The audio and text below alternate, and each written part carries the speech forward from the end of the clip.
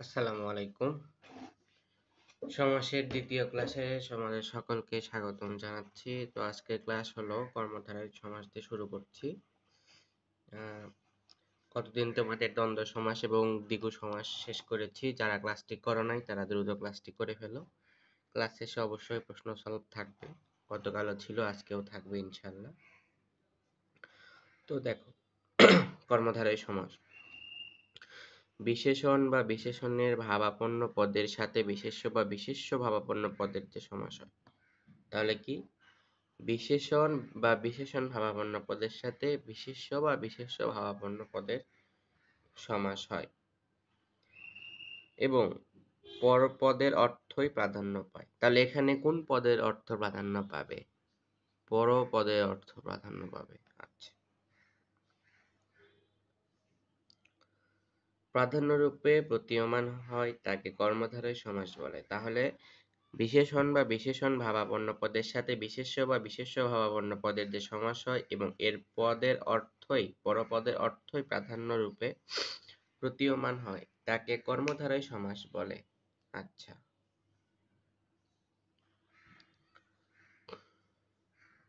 দেখো, জ্ঞাতব্য কর্মধারয় সমাসে সাধারণত যে, যিনি, যেটি ইত্যাদি শব্দ ব্যাস বাক্যে ব্যবহৃত হয়। তাহলে কর্মধারয় সমাসে কোন কোন শব্দগুলো ব্যবহার হয় এগুলো হ্যান্ড নোট করে রাখো। যে, যিনি, যেটি, যে, যিনি, যেটি, যে, যিনি, যেটি ইত্যাদি শব্দ ব্যাস বাক্যে ব্যবহৃত হয়। যেমন নীল যে পদ্ম, নীল পদ্ম, এটা হলো সমস্ত পদ। এখানে দেখো নীল পদ্ম, নীল হলো পূর্বপদ, পদ্ম হলো পরপদ।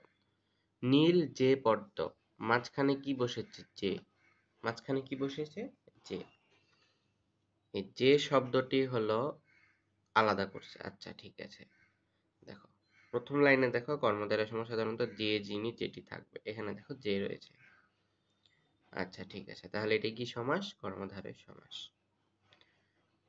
কর্মধারয় সমাস কয়েক প্রকারে সাধিত হয়। যেমন দুটি বিশেষণ পদে একটি বিশেষ্যকে বুঝালে। যেমন চালাক, যে চালাক সেই চতুর, অথবা চালাক চতুর। দুটি বিশেষণ পদে একটি বিশেষ্যকে বুঝালে যে চালাক সেই চতুর। হিসাব করলে কিন্তু দুটি বিশেষণ পদ, তবে একটি বিশেষ্যকে বুঝাবে। এর মধ্যে একটি বিশেষ্যকে বুঝাবে। আচ্ছা, দুটি বিশেষ্য পদে একই ব্যক্তি বা বস্তুকে বুঝালে যিনি জজ তিনি সাহেব, জজ সাহেব। আচ্ছা, এখানে জজ সাহেব কি একই, জজ সাহেব কি একই ব্যক্তিকে বোঝায় নাই? দেখো তো, যিনি জজ তিনি সাহেব, যিনি, তিনি একজনকেই তো নির্দেশ করছে, একজনকে নির্দেশ করে নাই, একই ব্যক্তি। আচ্ছা, কার্যে পরস্পরা বুঝাতে দুটি কৃদন্ত বিশেষণ পদেও কর্মধারয় সমাস হয়। কার্যে পরম্পরা বুঝাতে দুটি কৃদন্ত বিশেষণ পদেও কর্মধারয় সমাস হয়। যেমন আগে ধোয়া পরে মোছা, ধোয়া মোছা। আগে ধোয়া পরে মোছা, ধোয়া মোছা। পূর্বপদে স্ত্রীবাচক বিশেষণ থাকলে কর্মধারয় সমাসে সেটি পুরুষবাচক হয়। যেমন সুন্দরী যে লতা, সুন্দরলতা। মহতী যে কীর্তি, মহাকীর্তি।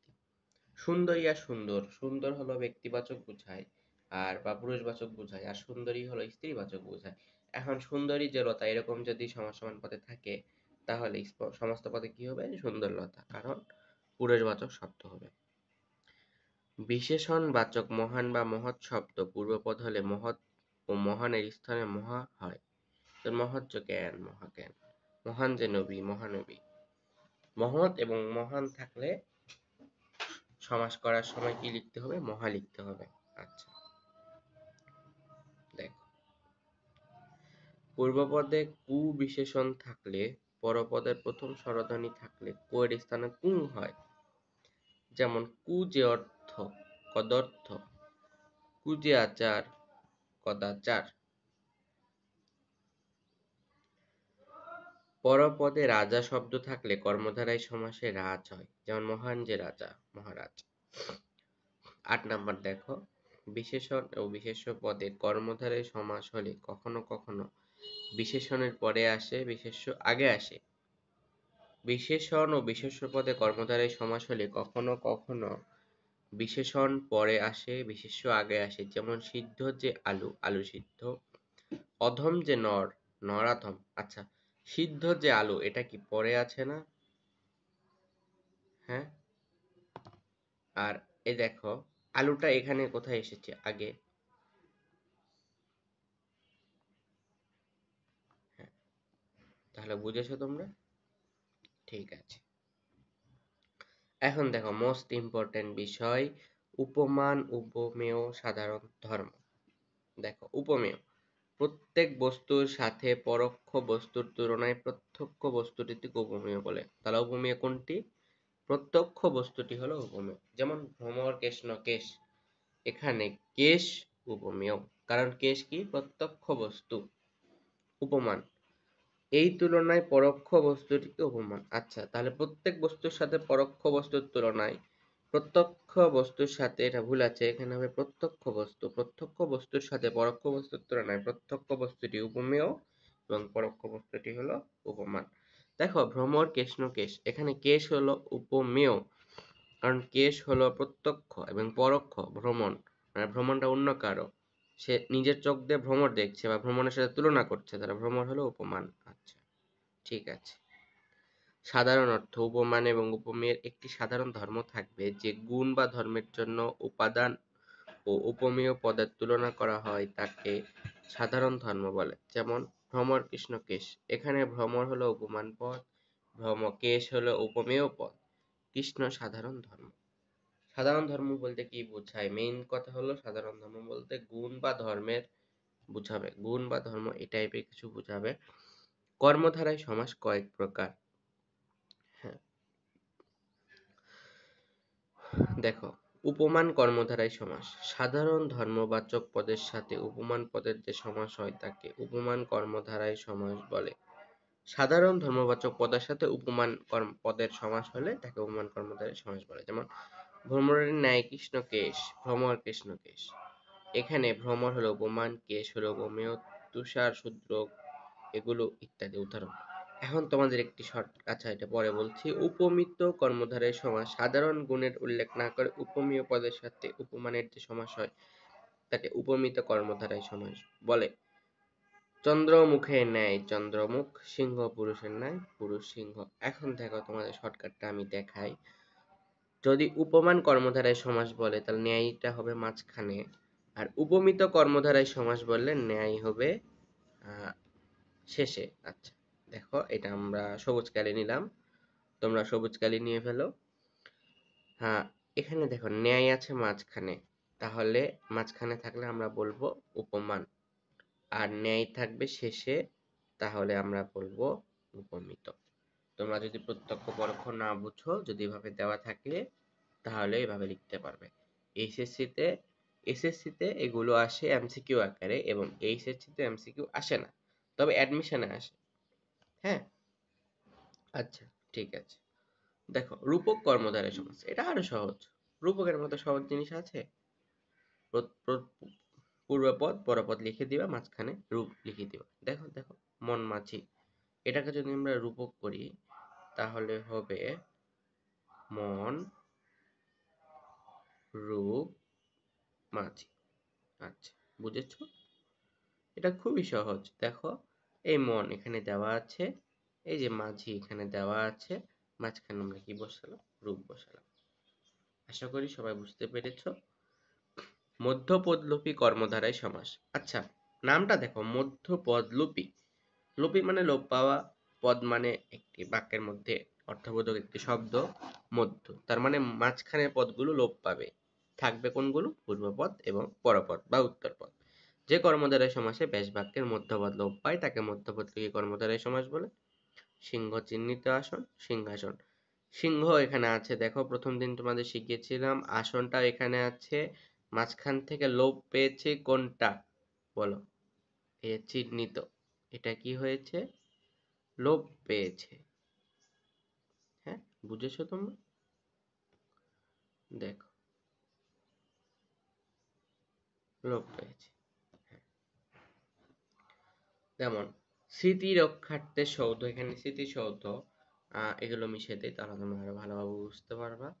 দেখো এই যে রক্ষার্থে, এটা লোপ পেয়েছে।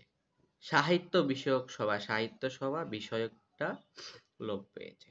আচ্ছা, তাহলে কর্মধারয় সমাস তোমরা আশা করি বুঝতে পেরেছো ভালোভাবেই, এবং আমি চেষ্টা করেছি তোমাদের ভালোভাবে বোঝানোর জন্য। এখন রয়েছে তৎপুরুষ সমাস। আচ্ছা দেখো, তৎপুরুষ সমাসটা অনেক বড়, প্রকারভেদ রয়েছে অনেকগুলো। দেখো, পূর্বপদের বিভক্তির লোপে যে সমাস হয় তাকে তৎপুরুষ সমাস বলে। কি? পূর্বপদের বিভক্তির লোপে যে সমাস হয় তাকে তৎপুরুষ সমাস বলে। এখানে পরপদের অর্থ প্রাধান্য ভাবে বোঝায়, তবে পূর্বপদের বিভক্তি অনুসারে এদের নামকরণ হয়। তাহলে দেখো বিভক্তিটা কার সাথে? পূর্বপদের সাথে। যেমন বিপদকে আপন্ন, বিপদাপন্ন, বিপদাপন্ন, বিপদকে আপন্ন, এখানে দ্বিতীয় বিভক্তি কে লোপ পেয়েছে। তা লোপ পেয়েছে কে? কে। কার সাথে লোপ পেয়েছে? পূর্বপদের সাথে, বলে এর নাম হলো তৃতীয়া তৎপুরুষ। এখন তোমরা যারা বিভক্তি পড়ো নাই, হ্যাঁ, তারা তোমাদের ব্যাকরণ বই খুলে বিভক্তি যে প্রথমা, দ্বিতীয়া, তৃতীয়া, চতুর্থী, পঞ্চমী, ষষ্ঠী, সপ্তমী যেগুলো আছে ওগুলা তোমরা ভালোভাবে মুখস্থ করবা। তা না হলে তৎপুরুষ সমাসে আটকে যাবে। তৎপুরুষ সমাস হলো বিভক্তির খেলা, হ্যাঁ। তোমরা দেখবা বাক্যের মধ্যে বিভক্তিগুলো দেওয়া থাকবে, তোমাদের যাদের বিভক্তি জানা থাকবে তারা খুব তাড়াতাড়ি অ্যান্সার করতে পারবা। ঠিক আছে? আচ্ছা, তৎপুরুষ সমাস 9 প্রকার: দ্বিতীয়া, তৃতীয়া, চতুর্থী, পঞ্চমী, ষষ্ঠী, সপ্তমী, নঞ্চ, উপপদ, অলুপ। বলো তো, দ্বিতীয়া, তৃতীয়া, চতুর্থী, পঞ্চমী, ষষ্ঠী, সপ্তমী, নঞ্চ, উপপদ, অলুপ। দেখো দ্বিতীয়া তৎপুরুষ সমাস, ওই যে বললাম পূর্বদের কে, রে, ব্যাপিয়া, লোপে দ্বিতীয় তৎপুরুষ হয়। আচ্ছা, যাদের বিভক্তি নাই তারা আমার স্লাইড থেকে নোট করে নিতে পারো। থাকবে কি কি? কে, রে, ব্যাপিয়া। আচ্ছা, দুঃখকে প্রাপ্ত, দুঃখ প্রাপ্ত, লোপ পেয়েছে কে? হ্যাঁ বলো, লোপ পেয়েছে কে? এখানে লোপ পেয়েছে কে? ক্ষণব্যাপিয়া স্থায়ী, ক্ষণস্থায়ী, লোপ পেয়েছে কে? ব্যাপিয়া। বইকে পড়ো, বই পড়ো, লোপ পেয়েছে কে? আচ্ছা, ঠিক আছে।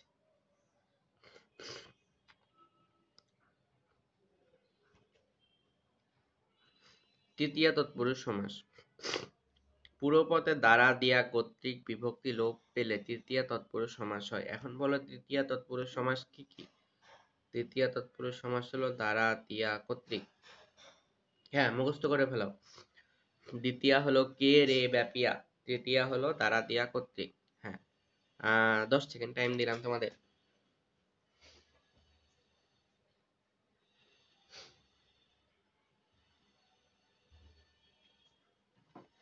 হ্যাঁ, তোমাদের 10 সেকেন্ড শেষ। এখন দেখো, মন দিয়ে গড়া, মন গড়া, শ্রম দ্বারা লব্ধ, শ্রম লব্ধ, মুখ দিয়ে মাখা, মধু মাখা, এক দ্বারা এখন এখানে দেখো দ্বারা লোপ পেয়েছে, এটা কি হয়েছে? লোপ পেয়েছে। আচ্ছা, ঠিক আছে। বিদ্যা দ্বারা হীন, বিদ্যাহীন, জ্ঞান দ্বারা শূন্য, জ্ঞান শূন্য, এগুলো তোমরা পারবা। চতুর্থী তৎপুরুষ সমাস, পূর্বপদে কে নিমিত্ত জন্য লোপ পেয়েছে। গুরুকে ভক্তি, গুরু ভক্তি। আরামের জন্য কে দ্বারা, আরাম কে দ্বারা। বসতের নিমিত্ত বাড়ি, বসত বাড়ি। বিয়ের জন্য পাগল, বিয়ে পাগলা। আচ্ছা, কে নিমিত্ত জন্য, এগুলো হলো চতুর্থী। তাহলে দেখো সব তৎপুরুষ সমাসের সবগুলোই একই, শুধু পরিবর্তন হচ্ছে কোথায় বলতো? বিভক্তিতে। হ্যাঁ, তোমরা বুঝতে পেরেছো, পরিবর্তন শুধু বিভক্তিতে। আচ্ছা, দেখো পঞ্চমী তৎপুরুষ সমাস, হইতে, থেকে, চেয়ে বিভক্তি লোপ পাবে। ঘর থেকে ছাড়া, ঘর ছাড়া, বিলাত থেকে ফেরত, বিলাত ফেরত, পরাণের চেয়ে প্রিয়, পরাণ পরত, জেল থেকে মুক্ত, জেল মুক্ত। আচ্ছা, ষষ্ঠী, তাহলে ষষ্ঠীর মধ্যে কি? র এর বিভক্তি লোপ পেলে ষষ্ঠী তৎপুরুষ সমাস। চায়ের বাগান, চা বাগান, রাজার পুত্র, রাজপুত্র, হাঁসের রাজা, রাজহাঁস, মাতার সেবা, মাতৃসেবা, পথের রাজা, রাজপথ, পিতার ধন, পিতৃধন, পথের অর্ধ, অর্ধপথ, ছাগের দুধ, ছাগ দুগ্ধ, অন্যের পূর্বাভাস, পূর্বাহ্ন, গুণের নাম। গুণ গ্রাম, গুণের গ্রাম, গুণ গ্রাম। অন্যের পূর্বাভাস, পূর্বাহ্ন।